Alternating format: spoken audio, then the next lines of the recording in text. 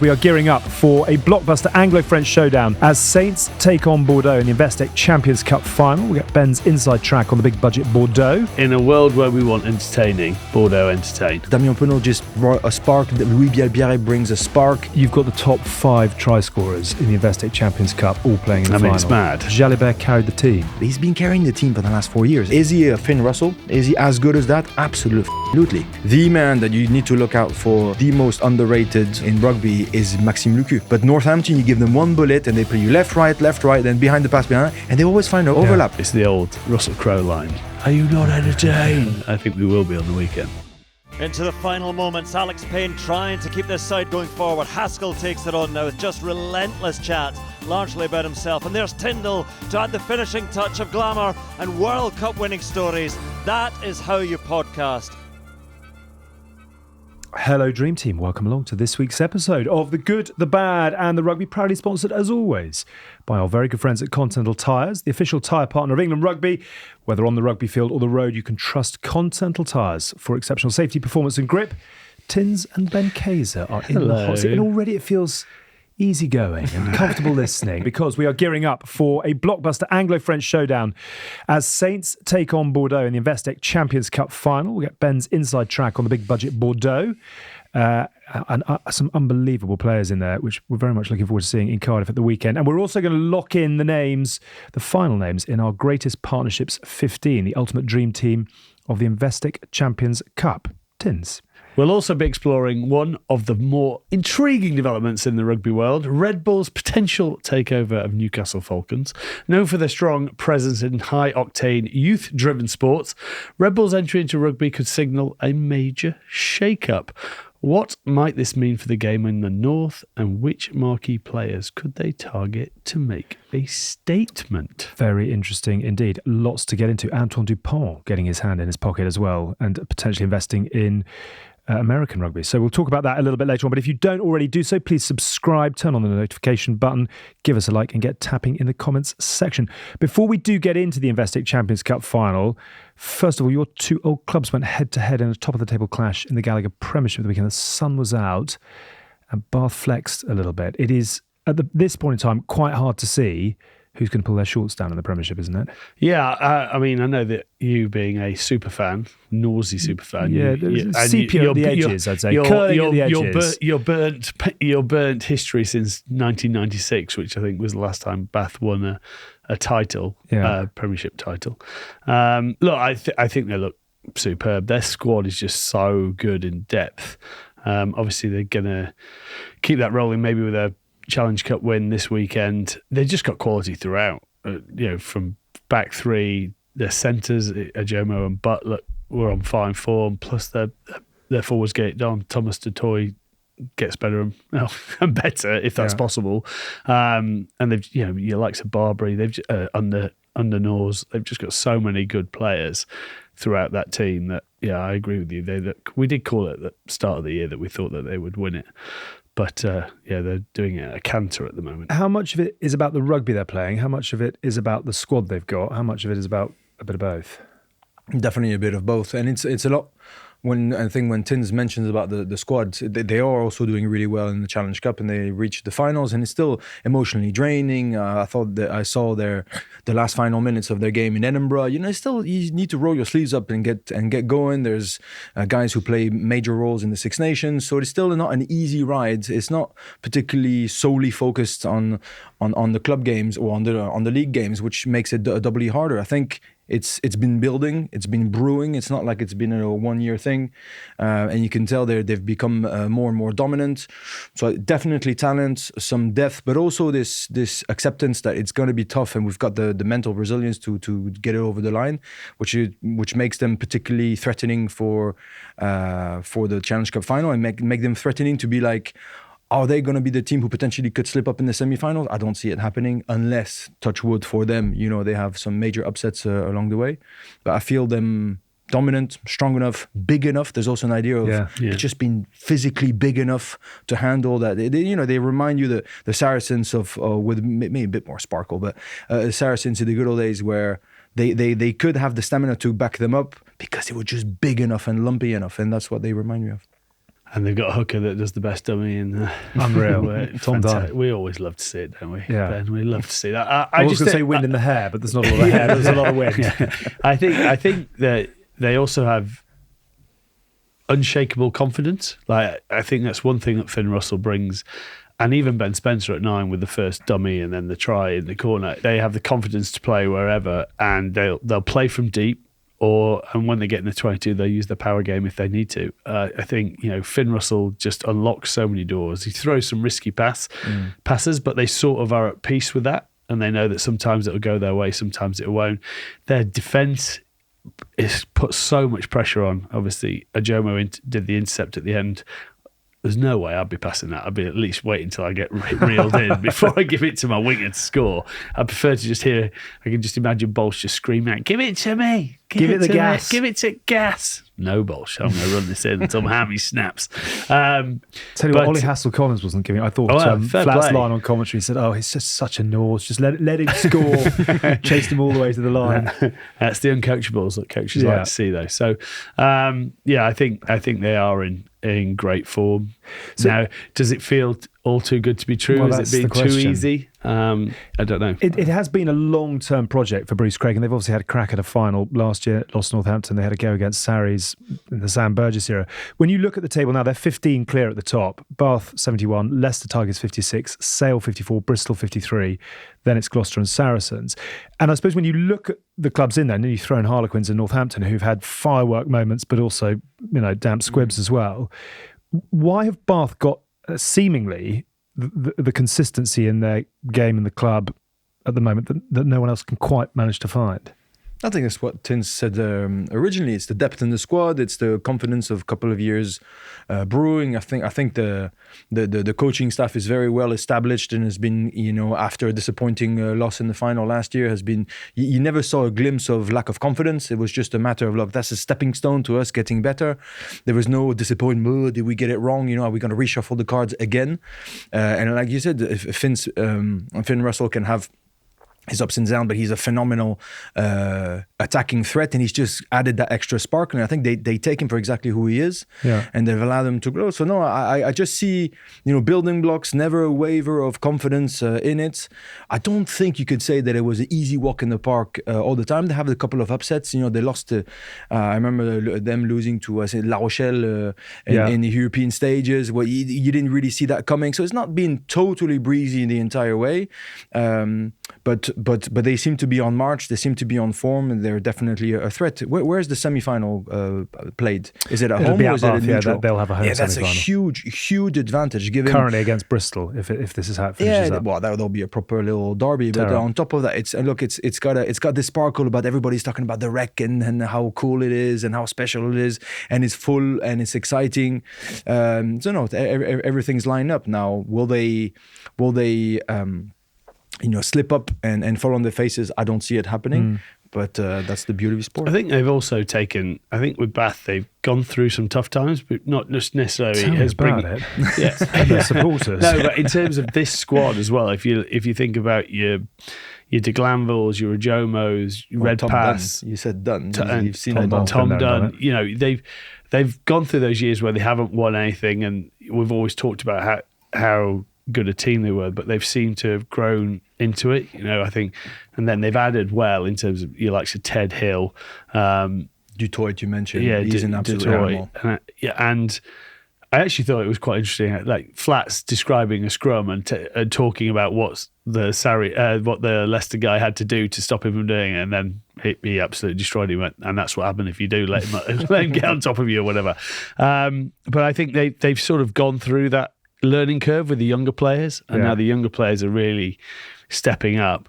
I mean, it's going to be interesting how they go forward, because now all their players are in really good form, and they're all being talked about as potentially going on sort of the England tour this summer and bits and pieces. And then what does that do to their salaries, and can they keep this team together? That's the big guys coming in. That's the biggest problem going forward is how are you going to hold on to all these players and still live within the salary cap? They were also sort of lucky. You mentioned Ten Hill and Alfie Barbary and stuff. They also picked up some guys from the Wasp and the Worcester problems, and they picked up beautifully, to be honest. Yeah. Maybe it's the attracting power of the city, of the financial power, of the history of the club and all that. And it's always been a club that everybody thinks of it with the positive eye, and maybe not the fans with the results, but all the French clubs, they see it as one of those historic clubs in a beautiful place in England. So they did well to pick up those guys, to snatch up a very, very good coach and boost them with confidence, with some great assistant coaches too. Yeah. They just had a really, really strong setup. Yeah. So exciting to see. And since you mentioned the coach, actually, if you are a Bath fan, we did a fantastic episode with Johan van Graan. It was earlier the year, start of the year, wasn't it? Yeah. A coach whose stock is rising and rising, and he will certainly want to finish the job in hand with Bath this season. You mentioned the Rec as well. They actually had Bath Fest there, some sort of festival on the recreation ground on Saturday, which looked fantastic. I mean, they're trying to sort of bolt on additional bits to the rugby as well. But we have had an email. We don't often do reader emails, but pick your brains on this one. Hi, chaps. Long-term listener and love the show. Want to get your thoughts on the state of ticket prices for Prem rugby games. Taking my mother and father to Bath Leicester this weekend at an extortionate cost of £109 per ticket. They were the cheap ones. In contrast, I've been to many games at Welford Road for under 40 quid, albeit standing. Likewise, I went to England, Italy for less than £100 at Twickenham. Well done for finding a ticket at that value. Mm-hmm. Bath are not the only culprits of high ticket costs, as Exeter also charge over £70 for a standing ticket. I find it hard to see how the game will bring in new audiences with these sorts of prices for club games. Hopefully food for thought. Many thanks, Matt Longley. Discuss. Right, it's obscene, really. I mean, if you want to grow it and you want to be able to take family and everything else. Bath don't need to grow it there. They've got a full stadium and they've got... Until within the next 5 years, the majority of their membership die. Keep it light, Tim. The sun is out and they're on the way to the final. What's the average ticket holder? Is 65? Yeah, there is quite a lot of blue rinse about the Bath. Look, I think Bath, having played there, it is an amazing ground. It's an amazing sort of amphitheatre with the city overlooking you around you. But it's been the age-old problem for them is the fact that they just can't build a bigger stadium, so they can't, they have to maximise what they can get out of their 12,000 or whatever it is, 13,000. But at least, people are queuing at the door and, this is where one thing rugby's still got wrong is you punish the fans, which you should never be doing. The beer better be very, very good. Yeah, cider down in that part of the world. Yeah, it'll be 15 quid a pint as well. But so I think, look, it is a difficult thing in the fact that clubs are trying to make. We all know they're losing. Well, I mean, this is the point. They're all about they're balance sheet insolvent. If you can't, if you've got demand, surely it's the force of economics. You've got to do it, but that's where I think the economics is wrong in terms of the sponsorship model and how. So what's the solution? Well, collaboration and working together as a league, which isn't something that they do. Well, hang on. Maybe it is coming. #franchise. #watch this space. I'm not sure how that's going to change anything. But I don't know either. But okay. I hope it does. I'm not sure that has fed your thoughts, Matt. But I hope you had a lovely day out in the sunshine nevertheless. 100 odd points should have kept you happy.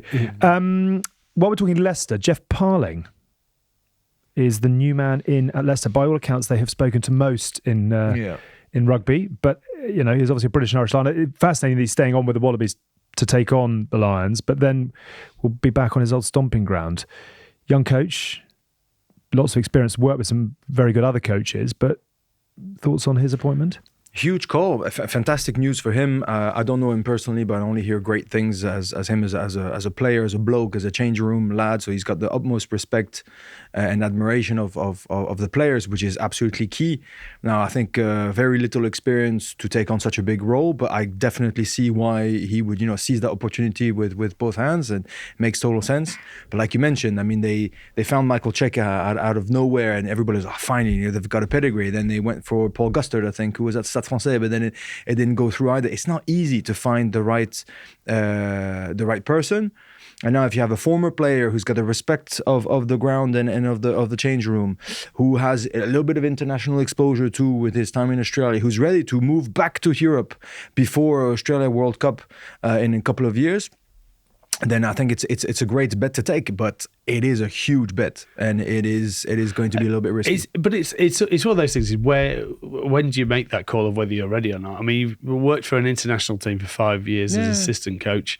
I think when I played with Geoff, he's one of those guys who people love. He's got that personality. He's got that sort of, as you do from up north and near Newcastle, where you can pull people together and you can sell an emotive story. And I think that's a lot of what you need to do to manage a team now. And I think it's a big challenge for him, without a shadow of a doubt. But, I think it's his next step in his ladder And I do really like him, so I really hope it goes well for him. And he's just going to gain even more experience from being involved in this Lions series as well. And I hope he does well, because he's one of the good guys. First person to play for the Lions and coach against them. We've had some that have played against and for. Ricky Flutie.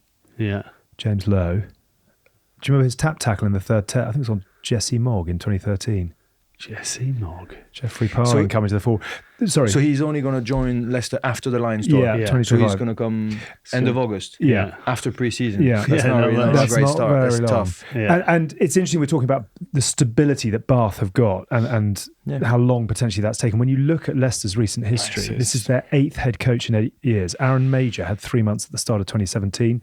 Then it was Matt O'Connor who did 18 months. Then it was Jordan Murphy who did a couple of years. Steve Borthwick was there November 2020 to December 2022. That went well. They won the Premiership, obviously, and then went off to be England head coach. Then it was Richard Wigglesworth for 6 months. Then it was Dan McKellar for 6 months.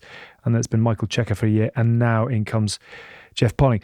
Are Leicester it seems to work for them, though, having short-term coaches. Yeah. They've gone from top to bottom back to second. Well, now they're second again. I mean, and that's the question, really. I mean, if you are bringing in Geoff Parling, who is a young coach who is moving his family back, have you got to be prepared that it may take him 18 months, A, to learn on the job, B, to put the people in that he wants to work with, C, to sort of get up to speed with head coach rather than assistant coach? Or is Leicester a club where you don't get that time? No, I think you've got a lot more confidence in a guy like him than a bet with Michael Checker, who you knew. I don't think they chucked him out. I think he left. He left, which is a very different conversation. And the others, Matt O'Connor and all that you mentioned, he was assistant coach when I was there in 2007, 2008. So it's a lot riskier to get a foreigner to come, because if it doesn't bite, there's also his reputation, his pedigree, his ego, his family saying no.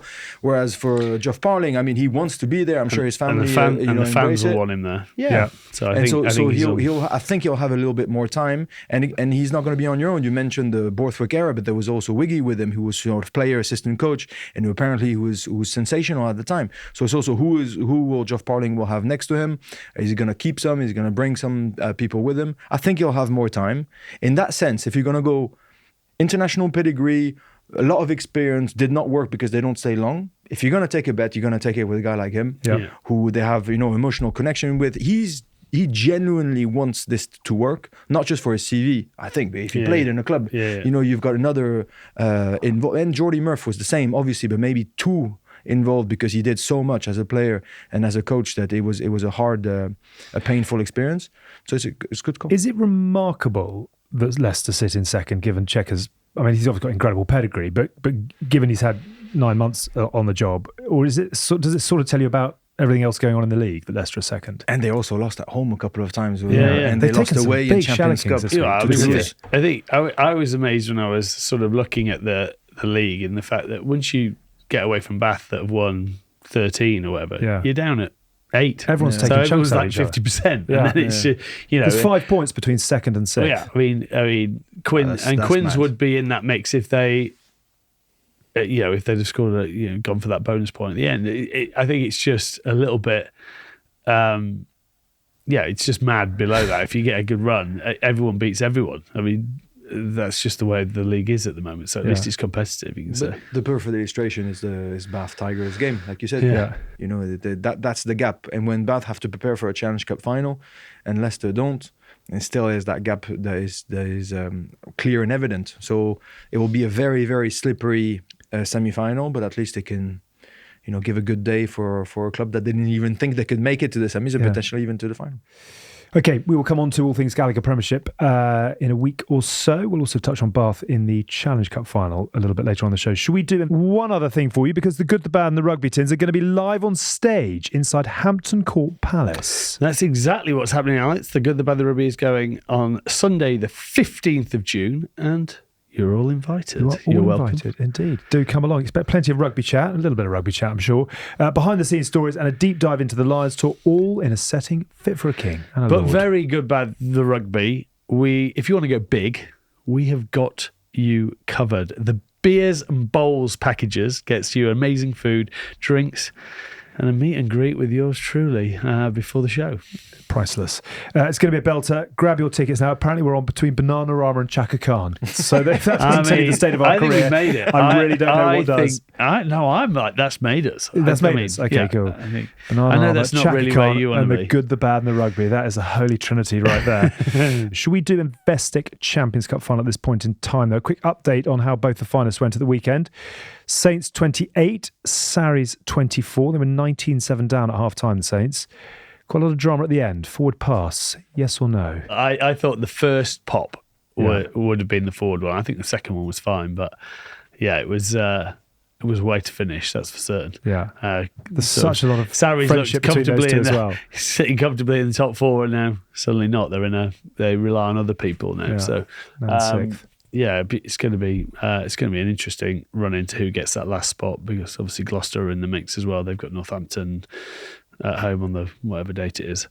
So yeah, 10 days time. Tarek Afar with a brace, his second, and that rather like Tom Dunn. A lot of free ranging, wild roaming front row forwards at the weekend. Yeah, we love it. Tommy Freeman, man of the match, and obviously we had him on the show last week as well, which if you haven't seen, do check out.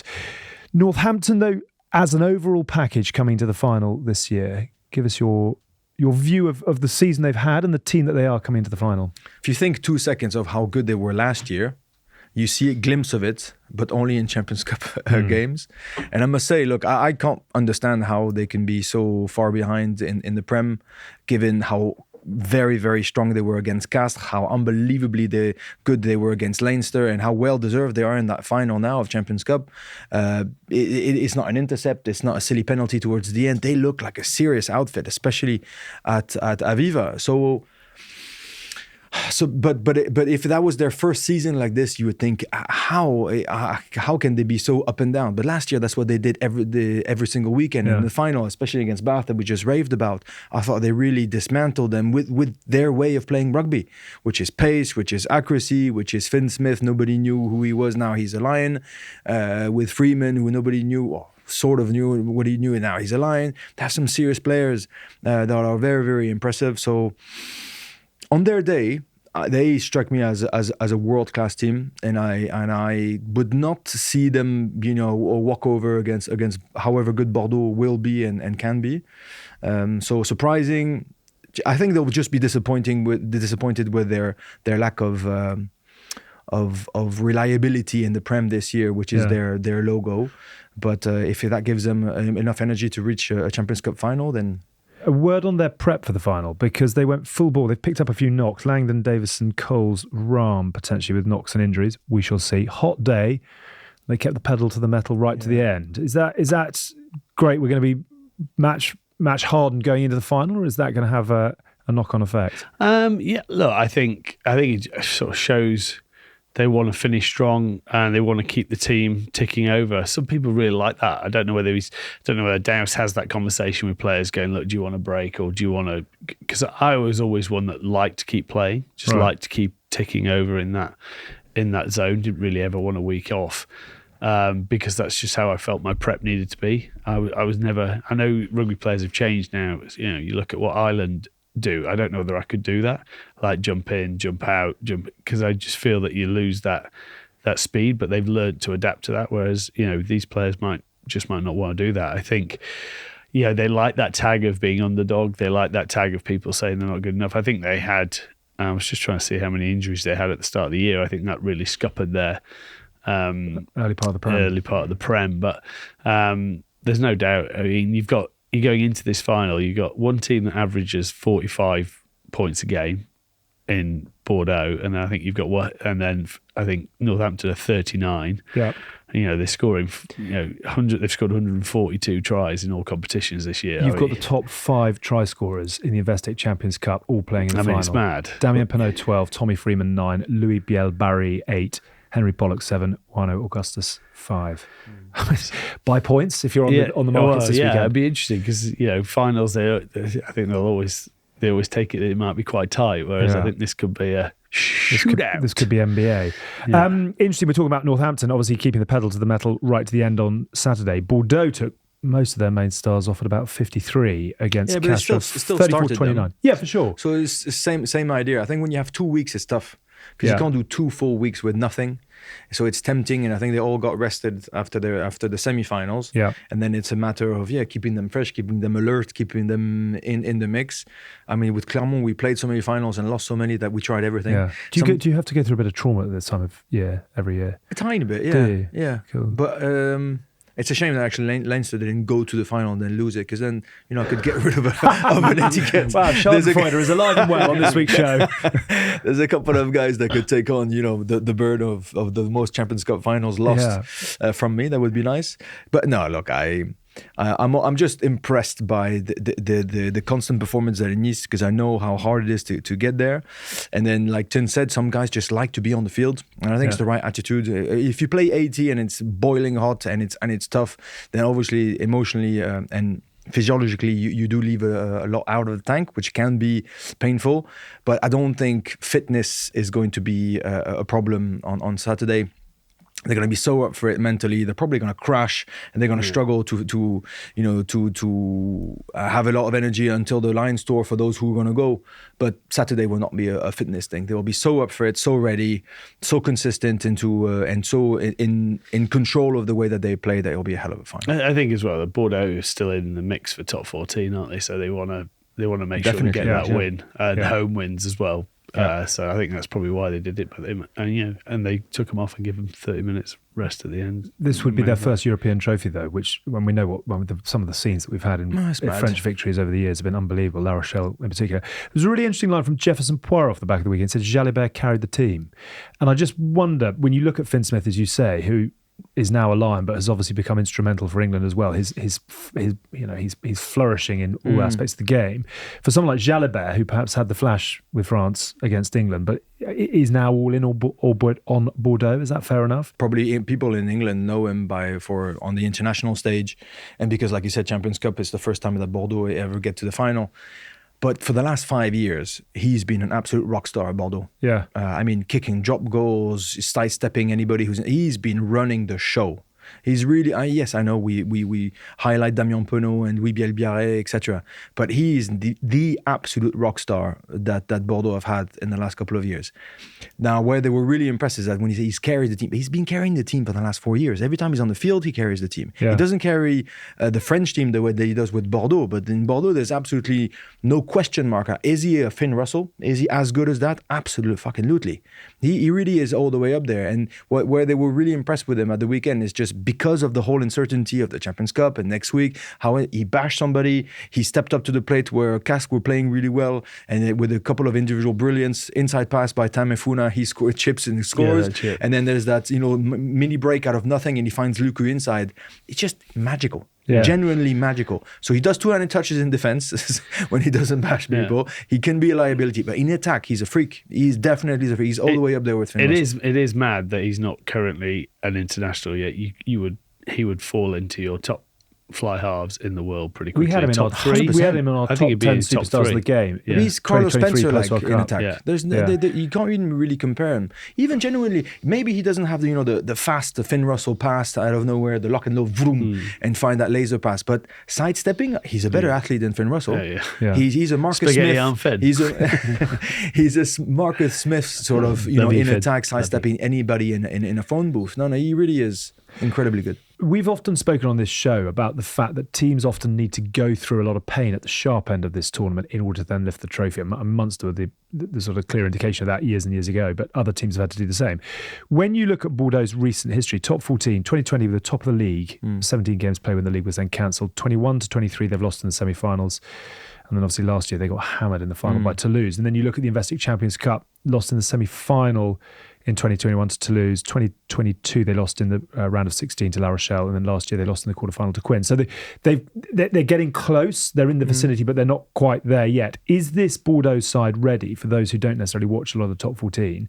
Is it ready to take the big step to lifting silverware? I don't think you can. You did mention Bordeaux teams, but that lineup, if you take the back line, Lucu, Jalibert, Deporter, Moefana, Buros, Bielbiaré, Damien Penaud, so the full French, they haven't played all those games together. Right. Damien Penaud is his second season, I think, in Bordeaux. Bielbiaré was 14 years old when you mentioned those other games. Yeah, sure. So they don't have the collective adversity pathway to say that repeatedly they got to it, etc., etc. But that could be a good thing, because Damien Penaud just brought a spark. Louis Bielbière brings a spark. They don't have the weight of the past to it. But are they? You mentioned, are they ready? I don't know. I don't know if they have a lot of European exposure, international exposure. But can they win it? Absolutely. I don't think they need to think of, are we ready? Just, do we want to snatch it now? The same thing at Saints. Are they showing the form that they have last year? Absolutely not. Can they win it this weekend? Yes. Yeah. So it's not about the preparation. It's about 80 minutes in front of you. You see the silverware. You can say, do you want to rob it? Rob it. So be it. At least it'll be yours for a year. And I think that's the way that they're seeing it. What do you like most about Bordeaux? I think their attacking power is just insanely good everywhere on the field. I think that's the most, in a world where we want entertaining, Bordeaux entertain. Bielbière, just watching on the weekend, even his try, it's just so rapid. Yeah. As a winger, there is nothing worse than being stood up and someone going around the outside of you. But you can't help but react. He stops, you stop, he's gone.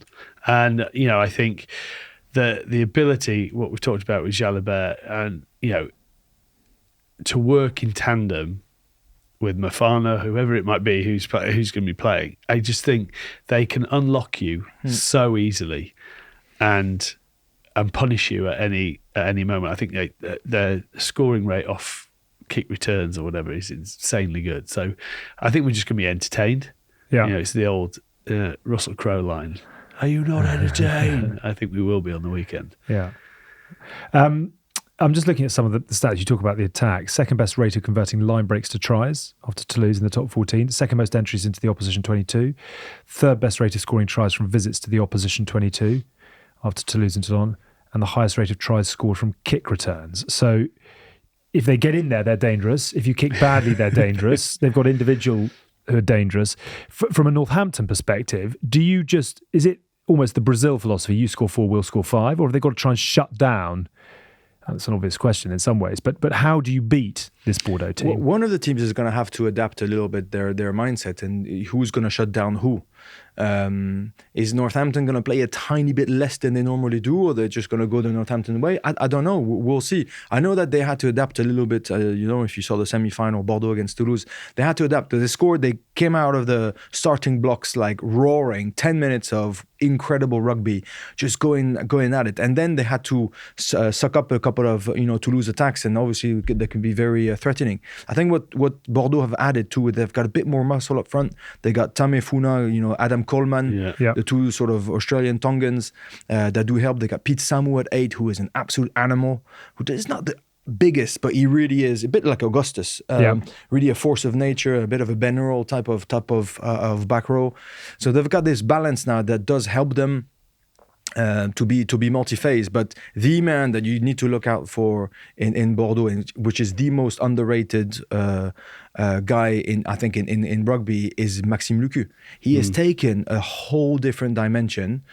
He is the pace setter, but he's also, for all Jalibert's brilliance, he doesn't defend. Maxime Lucu does it all. He throws. He's a bit like Morgan Parra when I was at Clermont. He kicks. He's the leader. He'll throw his head first into the tackles, to save the guys, and he'll be there, probably the one, to say, when do I use my raging horses, or when do I emphasize on defense? Because if they don't stop, the Finn Smith behind the back, if they don't catch that, they'll be Leinster. Leinster thought they were going to come back every time, but Northampton, you give them one bullet and they play you left, right, then behind the pass, behind, and they always find overlap. And you're like, they dismantled us again.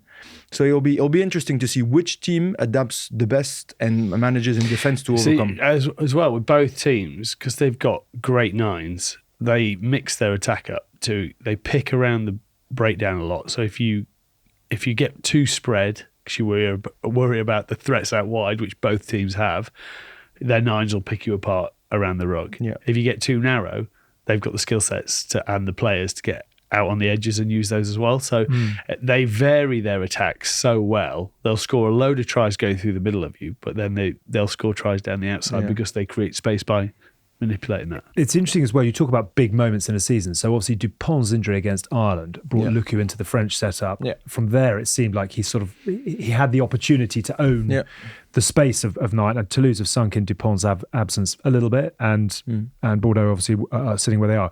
This is possibly Toulouse, after the semi-final, went to Marseille, put 50 points at Toulon, who were number 3, with a rotated side. Okay. So they're definitely not dead. So, but my point is that they're still top of the table. They're still top 12 points clear. They're not dead. Toulouse have got a marginally flat tyre in their left, which they've changed and are now flat. No, I'm trying to say that because after the game in Marseille, Hugo Mola took us and he's like, I am raging about last week, boys, because they reckon they really slipped up in the semi. That's what I'm trying to say. Okay. So Toulouse are still very much alive, which is what I'm saying. So they've dropped from 45 psi to 43 psi. Exactly, yeah. And the heat has taken it back up to 46, so they're running nicely. My question is almost sacrilegious, but I'm going to ask it anyway. How close is Lucu now to Dupont? I mean, is he putting it, if they're both fit, is there any pressure coming on at this point in time? There's always pressure. There's always pressure. Yeah, if it's Antoine Dupont performing like he can be, no.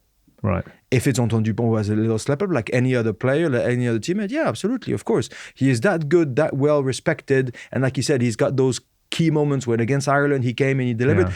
If we beat Ireland and he's Champions Cup winner, then yes, obviously it's a different scenario. But now Antoine Dupont is slightly special. So there's something else about it. It's one where he looks back in his grave and I'm killing him already. Sorry about that, Lucu. Armchair. Let's just put him in his armchair. Let's not put him in his coffin yet.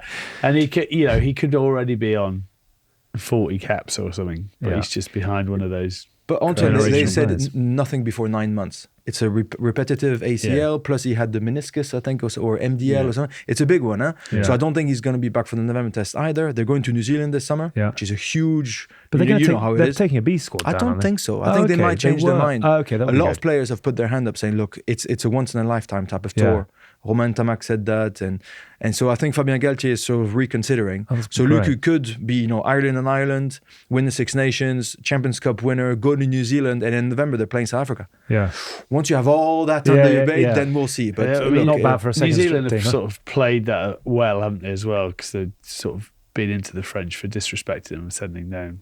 A second team. So we announced it 2.5 years ago and they didn't say anything. They didn't. But I think it's hard for those French guys because they play so much rugby. Yeah. So I understand why they maybe don't take the summer just quite as serious, but they're going to have to soon with the Nations Cup and everything else. Yeah. That could be a fantastic series if they do go fully loaded to the land of the long white cloud. I want to get a line on each of the potential starting 15 for Bordeaux from you, but there was a really nice moment at the end of the game at the weekend. Just give us your perspective. Explain it for those that didn't and wouldn't have seen it, and tell us the story that you've highlighted. A tragic event, the loss of Joshua Raisuke, the Fijian former Stade Français, former Nevers, and currently a cast player who passed in a really freak car accident. I think it was last Tuesday or Wednesday. So obviously the club was traumatized. All the players, I think he ran over a crossing railway with his car and got hit by a train in the morning on his way to training. Obviously, may he rest in peace, and our sincere condolences to his family. And so the club were meant to play against Clermont, a really tight top 14 game that got postponed to this weekend. As you can easily imagine, a lot of remembrance and ceremonies around the club to do so. And so the game in Bordeaux, which was last week, was the first game back. And all the boys were really, Babillot, the back row, the captain, saying it's going to be a tough one. We need to think about something. Everybody was genuinely traumatized. Yeah. They played really well against Bordeaux, but lost by 4 points, I think it was, or something like that. And at the end of the game, they were singing a song because Raisuke's mother was there she had a flower bouquet, and they were all in a circle, singing a song. We shall overcome. That's it. Synonymous with Fijian rugby. And you saw that Leone Nakarawa, the former Glasgow second row, he's belting it out at the moment in the middle of that hurdle. And as that was already enough, the Bordeaux players, fair play, broke into that circle and sort of joined it. And the entire crowd, once they were done singing, applauded them for, I don't know, a good 5 minutes. You could tell it was, really intense. Half of the players were in tears. It was just a beautiful moment. So it was a nice moment of unity to say, may he rest in peace to the family, and to say that they were all in this together around the pain. Yeah, a very, very sad story, but hopefully a moment of inspiration in some regards, but well done to all involved in that, and great to see the communities coming together in that regard. To therefore have a little look, for those, as I said, who don't necessarily know a huge amount about Bordeaux, if I give you a name, will you give us a line on each of them just so that they've got something to look for as they watch the Investec Champions Cup final this weekend? So first up, Jefferson Poirot. Will he start? I think he'll start. Yes, he's been there for a long time. I think he's got a good 30 caps for France. He was really a starter for France in the Guinoves era. Fallen down in the picking order, but he will be the emotional driver of this team. You know, a leader of the team, and emotionally to know what it means to the club, he'll be absolutely number one. Who starts at hooker? Lamotte. Oh yeah, for sure. And Lamotte, I don't know if you saw him, but you know, a ginger guy with a helmet, very handy player. He's probably number 3, maybe 4, but he's around the French setup. He's really coming through. It's going to be tough for him to overcome Movaca and Julien Marchand, but he probably will be picked on tour because Movaca's out now for the next couple of months. Very, very handy. Had a huge game in the semi-final against Movaca. No, he got injured that week against Julien Marchand, and he really punched. So very, very good. Tameifuna, tight head, rock solid. The Tongan absolute animal. He's the cornerstone of this pack. For all the Rugby Jalibert and Damien Penaud, for them to run, they need to have a solid set piece, and he's definitely the man. Could join the exclusive group of Super Rugby winners and Champions Cup winners. There's actually quite a long list of them. There is. Rod Kayser. I was going to ask you to name top 3. 14 winner. He won it with Racing. God, that's a very exclusive club. At Camp Nou in Barcelona. Oh wow! I do remember. Who played in that one? I remember the game. Toulon. Oh, it was Toulon. That's right. Second row, Gray, 2020 could be title with Exeter. I reckon Chiefs. it'll be Coleman and Cazot. Okay. Cazot, French guy, solid, very good. Couple of caps, maybe 2 or 3 caps for France on the rise. And Coleman's been very, very good. Former London Irish, I think. Yes, he was. Yeah. Australia and Tongan international. It could be Johnny Gray, but he's more normally he more rotates. Okay. Pick as a back row. Guido Petit, Diaby, and Pete Samu. Okay. It's and that's handy. It's an interesting one with those Aussie guys in there because hasn't Joe Smith said he'll ditch the overseas rule for the Lions tour? I think he's going to try and pick. Pete Samu was very good. Yeah. Could be the Japanese Tongan international number 8 Tatafu. Yes. Yeah. Lucu Jalibert, no change there. No brainer. Class control. Oh yeah. Lucu Jalibert, you've got the mastermind and you've got the attacking genius. Then obviously if Damien Penaud is fit because he injured his ankle, or it looked like ankle, calf, he didn't really know what it was, against Toulouse pretty seriously. Did a bit of a Ange Capuzzo, finished almost on stretchers. But you could tell at the end he was quite heartbreaking. He looked to be like shaking his head, and he was crying. Yeah, he was crying. He thought he was game over. He thought he snapped his Achilles. Basically, that's what he thought. Obviously, he didn't. But you could read it on his lips. He was being congratulated by all the Toulouse guys, the Thomas Ramos, who was his roomie during the last Six Nations for the last couple of years. You could read on him. It's fucked. I can't. I'm done. I can't do it. Because when you know something's bad, apparently he still has hope. Right. So he's going to try his absolute hardest. But Biel-Biarré will definitely be there. And then, Moefana de Porter is an incredible partnership with Bureau at fullback. So you got pace, you've got a full French potentially back line. And if Damien Penaud can't be there, it could be Huberty, maybe Rotière that will step in. And probably Van Resborg on the bench. Yeah. Very handy. How many Saints get into that 15? Yeah. Good question. I think Langdon has been amazing. This year. In all fairness, I just think as ball playing hookers go, he's up there, and yet physicality wise, he gets stuck in as well. That's a good question. Freeman, but on the wing. Which wing do you take? I think 13, maybe. Of any of those three, you might start. If you had to pick out of those three, you will probably find a spot for him, but it might not be on the wing. It might be at 13. Who do you pick between Jalibert and Finn Smith? Then? I think right now, I'd probably pick Jalibert, but depends on what type of rugby you want to play. It's a coin flip. I think Mitchell's great. I'd probably edge to Lucu. Maybe. I think Mafana would be in there for me over the two centres. I think they're probably both. You could argue Dingwall and Mafana would be a nice little centre pairing. Yeah. Back row wise, got to mention Pollock. I don't know where you play him, but so we're saying 3 or 4 Saints in. That goes up on the notice board. It depends on what type of rugby you want to play. Yeah, I would. I think. Don't caveat. Let's get big, bold, sensationalist clickbait we don't headlines. want to do sensationalism. We're not normal media. Because Coles has been incredible. Obviously, Pollock's been incredible. Yeah. Mitchell's driven the team. They've all, Smith has risen to the challenge. Yeah, all right. Everyone fits into their own little niche in a way that they all benefit. All right, so splinters. Okay. What you said it perfectly. You said flip of a coin, and that's exactly how we want our final. Do you want to flip the coin and call a prediction? Wow, that is a Bordeaux, Northampton. Investec Champions Cup final. Very, very impressed by the Saints' performance in the semi-final. Yeah, they genuinely. Can they do that again? I don't know. I didn't think they could do it in the first place. No, and they did so well. Yeah, genuinely super impressed by them, even with the. With the brain fart of the Leinster at the end, they were really, really dominant. The other one is obviously Bath against Lyon on the Friday night in the Challenge Cup. Quick word on Lyon. How dangerous an outfit are they? Lyon were in relegation zone for the whole first half of the season. And now they just lost by 1 point to Stade Francais, who themselves replaced them in the relegation zone. And they're still in the hunt to get qualified for top 6. So it's a whole... they got rid of their coach... And Karim Ghezal... So French, get rid of it. Yeah. And Karim Ghezal rejoined the club from Stade Francais. And they've been doing really well. They put aside Racing, who had a lot of ambition in that competition in the semi-final, and get there in the final, and they're going to have a go. Play hard. They've got a couple of really interesting players. They've got Michael Guillard, the second row that everybody discovered on the international stage.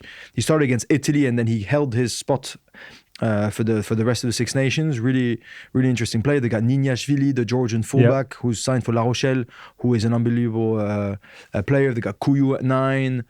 So they've got some really interesting prospects. I still think Bath will be very much the favourites and should snatch it if they go well. They just seem like a different type of team, different level of team, but Lyon will have nothing to lose. They can play. They've got some serious players. They've got Radradra. They've got some really big old names. Ethan Demortier, who was a starting winger for France not so long ago. Yeah. So we'll see. Bath, I think, will probably take a few over the bridge and should have a fair chunk of support there. But this is now the test. Can you deliver? All the legwork's been done. Now it's time to see what you got. Yeah. Do you think they do? Well, Bath, I think, will win that.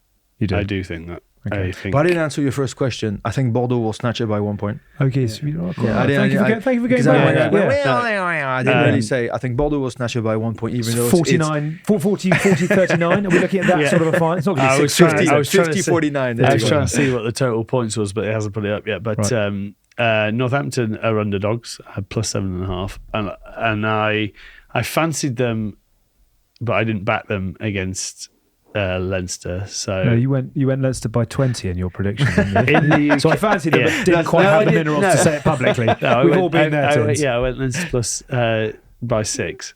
I'm going to stick with Northampton. I think they've just got this nuggety edge and camaraderie together. Yeah, there's too many the good stories about Dingwall with the Lions guys and everything else. I think they're just really in sync at the moment. So I'm going to go that Northampton are going to edge it. I'll go the other way.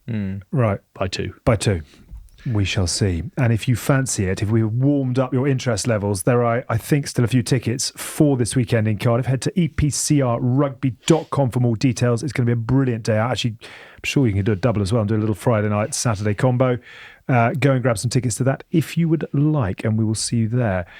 Shall we crack on to one other bit that we're going to do, which is diving into the rich history of the Investec Champions Cup, because over the course of the season, we've been picking the ultimate club partnerships, position by position. Today we're going to pick the front row and second row.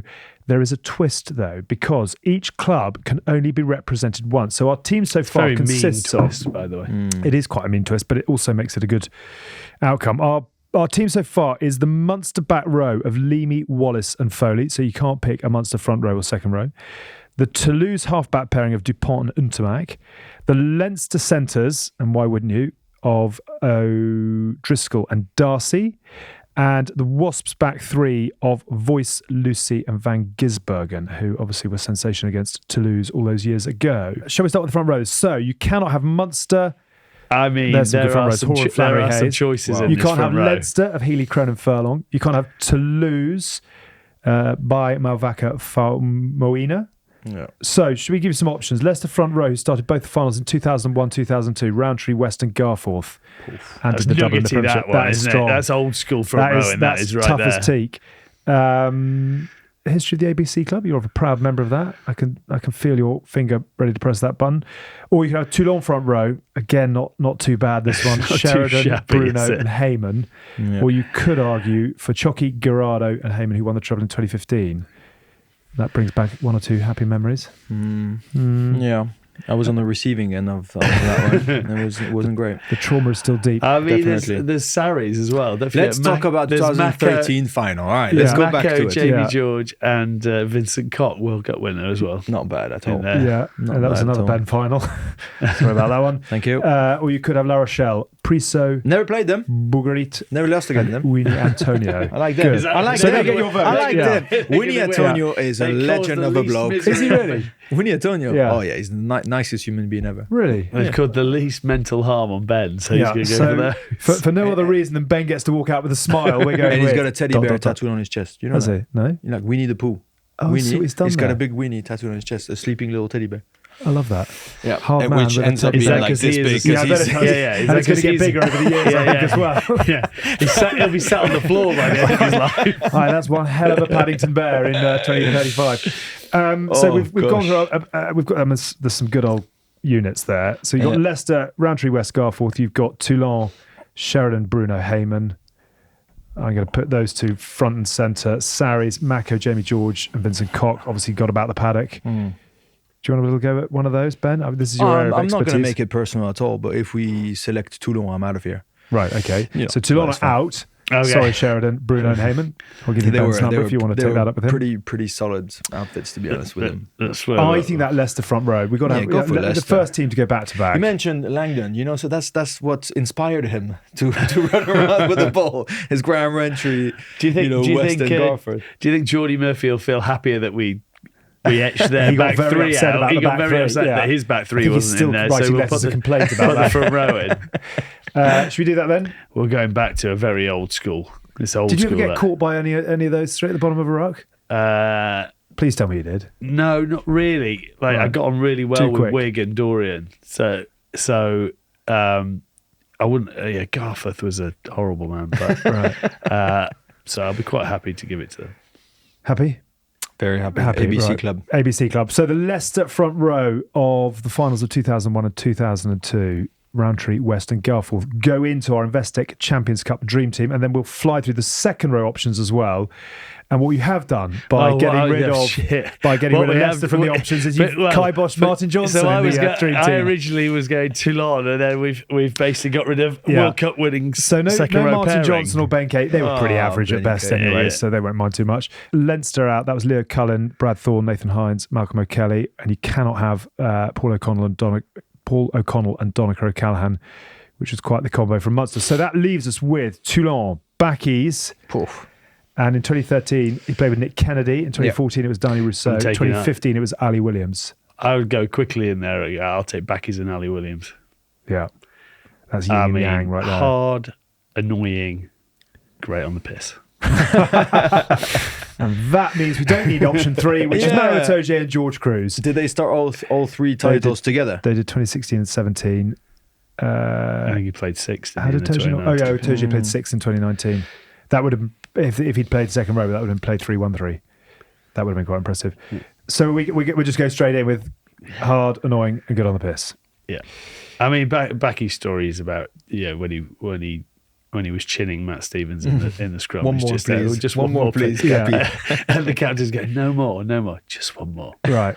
So well done, Backies. Well done, Ali. I think you've won greater accolades in your career, but you do make it into our ultimate Investec Champions Cup 15 partnerships. It's looking quite strong. That's a pretty good team. So we've got the Leicester front row of Graham Rowntree, Dorian West, Darren Garfield. Our second row is the Toulon combo of Bakis Bota. It's a front Is five. it fair to say Williams. that Garfers, Bakis Bota, you do not want to fight against that tight side? You do not want to get caught on the bottom of a ruck with any of that Anywhere front near five. a ruck. Yeah. The Munster back row of Dennis Leamy, David Wallace and Axel Foley. Half-back pairings, Antoine Dupont and Roman Ntamak. The back three of Tom Voice, Josh Lucy and Mark van Giersbergen. And a centre combo of Gordon Darcy and Brian O'Driscoll. Let's be honest. You've got That's a not pack bad. that is guaranteeing you the ball, Yeah. and you've got a back line that's going to guarantee you tries and great dividend. I tell you what we will never do, though, is we will never have a drink in Hendon off the back of that because there isn't a Sarri in there. I would love to see Antoine Dupont try to boss this pack, though. Oh my gosh, I think he would get his hand bitten off. Exactly. That is a hell of a team. Well done to all involved. Apologies to all Saracens fans. You can put your favourite combo in wherever you so choose. Yeah. We didn't do Bath either, which is, from a personal point of view, is a great disappointment. Good. Can we talk business, which is always good to have you on for this element of it, given you're knee-deep in all sorts of exciting opportunities. Red Bull. We understand Red Bull are in talks and that they are at an advanced stage to be taking over Newcastle Falcons, to be concluded within the week. We understand. The Falcons were put up for sale by the owner Seymour Cody, who actually we've had on the show before and has spoken about some of the struggles of owning a Premiership club. They've been in talks with Prem Rugby and CVC Capital Partners about a multi-million-pound bailout, which will enable them to continue playing next year. That's Newcastle Falcons. Some potentially very interesting players that might well end up therefore coming through. Thinking of Red Bull ambassadors, Jack Noel. I'm not sure he might be swapping Ilda Ray for Toon. He might. Sia Khaleesi, another Red Bull athlete, I think. I think Mac Hansen also on board of the roster there. Discuss big brands with big ambitions coming in to potentially get involved in Prem Rugby. Well, in my mind, it's a bit like La Rochelle, Vannes, Oyonnax, Lyon in the good old days. It's also a matter of covering the entire nation for the Premiership to have a club like Newcastle, represents the north, and if you have 6 London clubs and between Bath and Bristol, it's all the southwest. It doesn't really represent England. So it's absolutely essential that you have some clubs up there. When I was in the Premiership, there was Leeds in 2007, 2008, and it's really, really important to have that spread. If it's going to be the Premiership that represents the entire country, it's really important. So, given how far they are, given how struggling they are with finances, they've been holding on tight, and I think we were all sort of happy for them when they finally got some wins under their belts, and everybody heard about it. So if a new ownership arrives, it's already good news because it's essential for the Prem. And if it's Red Bull, who have the ability to do good things in sports for the last couple of seasons, who've got a lot of appetite to do it, so there's connections that could be made. They took a major ownership into the second football club of Paris, the Paris FC, who's gone promoted to the first division with in affiliation with the Arnaud family, LVMH. Yeah. So they've done really good things. They've showed it. They know obviously their jazz in terms of marketing and sponsorship. They can create something exciting and different out of it. So if it's going to be them, if it's going to be anybody, it would be great. If it's going to be them, it's the icing on the cake. Penny, for your thoughts? Look, I think it'd be great for the game if we can do it. Red Bull's frustration in the past and why they've pulled out of rugby is their lack of ability to activate their assets. Because there were a few partner reviews, weren't they? Yeah, and they just didn't feel that they ever were allowed to do what Red Bull do, which is create amazing content in a way that is consumed by the masses. And I think that was their frustration.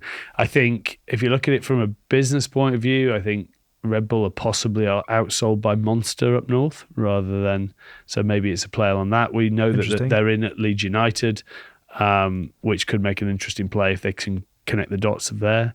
I do agree there is a huge amount of rugby played up in Yorkshire and in the north as general that is untouched really, in terms of really grabbing it by the scruff of the neck. So I think there is stuff that you can do, and I hope it.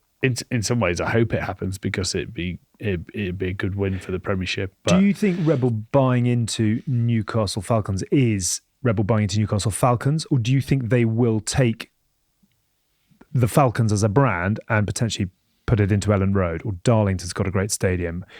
Can you see them agitating a little bit? Well, I think you've got to change something. Right. So what would you change?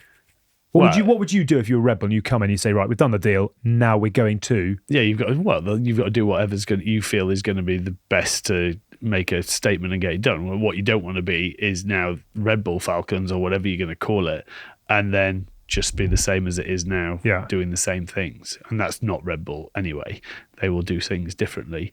It depends on how the CVC partnership works with them and what they're planning on doing. And obviously there's all those loans that need paying off and everything else. So how do they do that? And is it going to be a blueprint for other major brands to come in to try and save the Premiership? But there's 140 million that you've got to get off the balance sheet before you can actually invest in the teams. If you're looking at all 10 teams, average of 12 million a team or something. Right. So you've got to get rid of that 12 million before you can actually do anything around budgets, around where you spend it, and that's the big question mark, is how they deal with that. It is an age-old challenge, which is igniting rugby union in the north, and there have been, obviously Yorkshire, Carnegie, Leeds have had a crack at it. Newcastle have been sort of ever present, but it's flourished and dropped back down again a little bit. Do you see this as a genuine game changer, and do you see Red Bull being able to succeed where others have had a crack but not managed to? If they're allowed to. Like you said, as you mentioned, they're in talks with CVC, and I'm sure all the Prem Rugby have been following this very closely. I don't think you should break the mold for anybody, but genuinely I think if you don't break the mold, you're never going to go anywhere. So I hope that they're allowed to go over and beyond. I mean, it's so disappointing to hear Tin saying that they were sponsored of the RFU and then they got frustrated because they couldn't activate the brand. Yeah. I saw some of the content. They were Jake Nowell training on the beach in Cornwall. And it's sensational stuff. Yeah. That's what, will appeal to anybody. Look at this cool athlete, who's doing drills, etc. I mean, and it's quality content. We are desperately in need of more quality content. So I hope that they're going to be allowed to shake things up, to do things totally differently, to have a different fan experience day, and just to make it really cool to go up north and to go watch a rugby game. And hopefully it could be the blueprint for any other club down south and potentially even France. And we're always praising, the French system, but we don't have major sponsors coming in and shaping it in different ways. Moed Altrad is a cladding company. It's not the same sponsor. Yes, they have huge checkbooks, which is great, don't get me wrong. But there's never been an idea of how do we take a brand to a different level? How do we, boost sponsorship and marketing? And even players individually, they can allow them, to power their brand more. So it's a must to have a big financial sponsor in any the thing is, in any league. But if it's them, it's the sponsorship of capital, but also the knowledge of marketing. I hope they're allowed to do what they want to do. But you look at the immediate hardship. It's like, how are they going to suddenly shift the squad for next year if they do come in? Because most people are signed up now. So where are you getting your marquee players from? Where are you going to get the instant impact through player recruitment? The difficulty is like you talked about, if you go down, Leeds have got Red Bull involvement in football, but they're about to go in. If they were still in the Championship, it might be, but they're promoted to the Premier League. So then there's going to be enough going on there. And at the moment where it operates, there's two massive football teams. So, you said like Darlington, in terms of somewhere where there necessarily isn't an immediate world-class football team. Can you activate that way? But it's going to be what happens to those clubs around. I mean, I've done an event up there with the Rugby Wine Club, and the amount of local teams there are around Newcastle and how much they sort of join in, but it doesn't really show as footsteps through on a weekend. So can Red Bull do creative stuff at the stadium to get more people and make it less about the 80 minutes and more about what's going on, and building something outside the stadium that allows local clubs to come and invest in it? And if you can think outside the usual rugby box, then which Red Bull can do. But then I hope that in a year's time, if Red Bull have done a really good job and stuff, I hope we don't start talking about the salary cap again.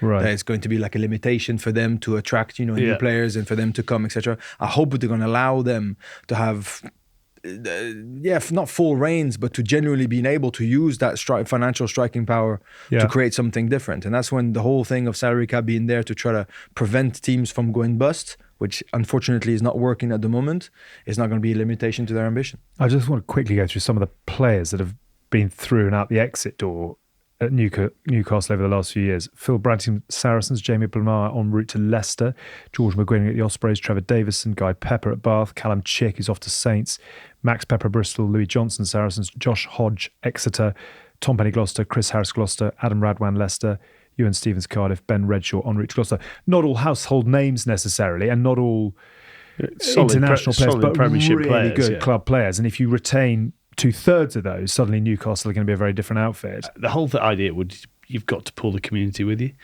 and ask them to support you on your journey. And then why did you never play up there? I went and did a training weekend up at Newcastle with Johnny and Rob Andrew and what age were you? So that was 97. Before I basically did Newcastle, Gloucester, and Bath. I had a choice, but Newcastle and Gloucester wanted me to go to uni, and Bath just offered me a 1 year, just go and see how you get on, and that worked better for me at the time. I wanted to defer my uni for a year anyway. Right. So that's why I ended up in Bath. Interesting. Sliding doors. Really interesting to see how this unfolds. I know Steve Diamond's been instrumental in it. I think everybody would hope that at some point that the switch is flicked, and hopefully this might well be it. On the sliding doors, mate, it would have generally been a sliding doors, because if Bath had offered me the same thing of going to uni, I was going to Durham Uni anyway. So you would have ended up at Newcastle. I ended up at Newcastle. What were you going to do at Durham? Sports psychology. Oh, were you? Yeah. God, the Tins and Johnny dream team would have had even more chapters to it. Who knew? Can I ask, given we're talking about sort of rugby spiz, can I ask you about Antoine Dupont? How much digging have you done, and how interesting a deal is this? Apparently he's officially joined the ownership group of Rugby Football Club Los Angeles, diving headfirst into growing the game stateside. Is this good for the game? I think it's fantastic for the game. I think he sort of discovered this whole part of the world in when he went to promote the Olympics 2028. And he's really close to two French rappers called Big Flo et Oli, two brothers that kept on going there. So I got introduced to sort of to that showbiz and music and entertainment scene. And it's obviously a very mythical place for entertainment and movies, etc.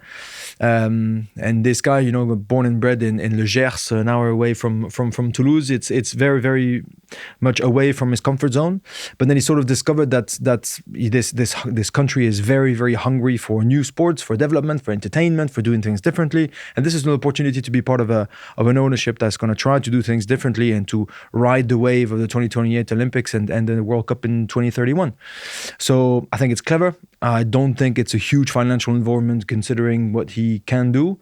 And it's a great way of putting his brand into something different and put a bit of spotlight. And it's one of those, look, for us directly, no, we don't care whether MLR do well, but actually we really need to, because we need the club to grow. We need Red Bull to do well at Newcastle. I'm not a Newcastle fans, Falcons supporter. Neither do I want in priority the Premiership to work, but I'm desperate for England to have a strong one, for MLR to kick off and to do really well. It's just going to create something exciting. So for a guy like him, who is a beacon of hope and who is really into all the highlights that we can see in World Rugby at the moment, and it's great.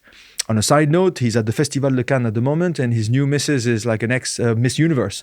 So he's going to have that double whammy. You surprise me. You genuinely surprise me. Which means he has the ability to actually, not like David Beckham, but on his own now, he can put some light onto a club. Yeah. So it's a great thing for him to do so. And I hope he's going to learn and he's going to enjoy it. Yeah, I hope everyone sort of supports it, because it's very rare that people do stuff for the good of the game. And we need more good of the game, not focused in your own little area, and which rugby gets stuck in. Do you think others will now follow? Do you think Mara's going to invest in? I think that'd be brilliant. Yeah, I think I hope to. It makes, I hope he doesn't take a risk. It makes sense to, I think it's the right time. 4-5 years out before they host the Olympics. I think it's good for him, and I'm glad no one's really knocking him back about it. Everyone's actually going, go do it. Be that guy, the first guy to sort of do it since Jonah, really, probably sat above the game a little bit. As we said, green shoots, and lots of them in rugby union right now, which is fantastic to see. The Remy Martin vineyard. There you go. That's all you need to make something beautiful. Watches of Bath, Michael, to round things off, because as you can imagine, we would ramble on and on if it weren't for our team calling time on us every week, but it's all about to change thanks to our partners at Watches of Bath. Whether you're looking to purchase, part exchange or sell your timepiece, Watches of Bath has you covered. And it is with Watches of Bath that every month we will be putting one lucky grassroots player to the test, all in the name of winning a cash prize of up to £5,000. Superb. Helping take their club to the next level, or to have the best social of the decade. The contestant and their glamorous assistants will need to identify up to 6 mystery rugby players based only on the clubs that they have represented in their career. So if you think you have what it takes, please head to the link in the episode description to fill in the entry form with your club's name and details for your chance to win. All entries have to be UK based, and it has to be money used for the club, not personal use. Good. Shall we do quick blast on Black Eye? Sure. We've had some exciting news. We're in Waitrose. We are. Ooh. Do you want to pick up on the Yeah. what we're doing? Yes. Well, obviously we have £1.50 of every bottle that goes into the Injured Players Foundation, and you can now buy it in Waitrose stores all over the country. UK. Shall I blast through? From the north of England to the south, you can buy your Black Eye in Willoughby, Meanwood, Walton Liddell, Sheffield, Chester, Newark, Rushton, Cambridge, Southend, Bury St Edmunds, Berkhamsted, Lichfield, Oak Grove, Beaconsfield, Oxford Street, Bloomsbury, Fulham, West Ealing, Canary Wharf, Hawley, Keynsham, Tunbridge, Salisbury, Gillingham, and the final stop is Bath. So that's quite a tour. I'm going to be popping into You're the going one to in Bath, Bath, aren't you? Yeah, just to sign a bottle and We're hide there it, on and hide Wednesday. it. And then if you find it, what do you get? You get 2 tickets to, I think, come and watch us here, actually. Come watch a behind-the-scenes show. Is it? Yeah. I wasn't sure. We're giving it out was tickets Hampton. to Hampton Court to come watch us live here and a merch bag. So if you do go and buy your Black Eye, look out for a signed bottle on shelf. And please we've help got us a out, prize for because you. if we do really well in this one, it'll go store-wide in Waitrose. That would be very So, exciting. For everyone else's benefit, please shop in those stores. It's going to be a brilliant weekend in the Investec Champions Cup final and, of course, the Challenge Cup final the night before. Grab a ticket if you haven't already. For extra content, do subscribe to The Lock-In, which is $3.99 a month. Get in contact with us on our social media channels. Search @GoodBadRugby or use the email info@goodbadrugby.com. Don't forget to subscribe, leave us a review or follow us for the latest rugby updates. Thank you as always to our sponsors, Continental Tyres, the official tyre partner to England Rugby. Remember that if you are looking for an award-winning tyre that can keep up with your every move, look no further than Continental Tyres. We are a folding pocket production. Stats and facts have been provided by the one and only Russ Petty. This episode was produced by Tom Edwards. Have a very good end of your week, and we'll see you in Cardiff. Bye for now. You've been listening to The Good, Yay, The Bad, and The Rugby, Oof, with Alex Payne, James Haskell and Mike Tyndall. Thanks for listening.